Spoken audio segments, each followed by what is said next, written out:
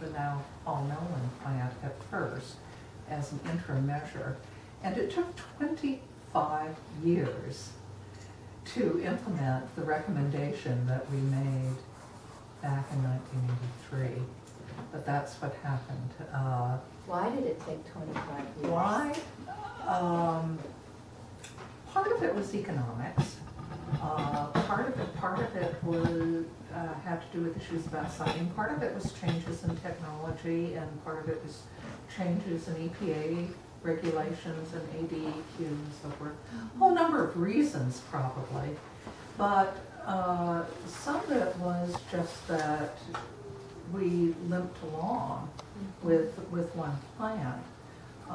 And finally the growth reached, I think, the point where there was no alternative and no responsible alternative that would protect the water. So that was my initial involvement with that. Let's just talk about composting toilets. Oh, talk about composting toilets? Well, that was actually what the Citizens Advisory Committee in Eureka Springs came up with as the solution after doing this enormous amount of study of the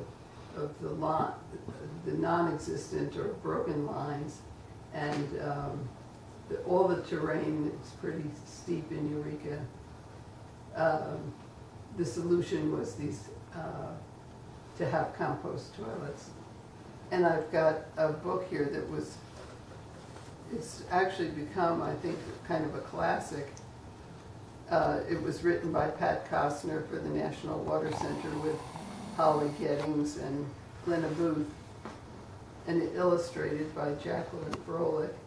And it's got all these terrific pictures of compost toilets and good descriptions of using compost toilets. But we were very, very involved with the whole idea that what was the pollution in the water was a nutrient on the land, and trying to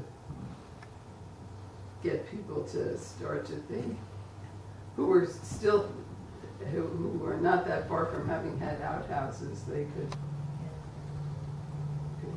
But anyhow, in Eureka Springs, 300 out of the 1,000 water customers said at that time that they would be willing to try compost toilets. I don't think we did a survey, though we certainly considered composting toilets as one of the issues. And like Eureka Springs, another one of the reasons that it may have taken so long to build the West Side plant is that the infrastructure was deteriorating seriously.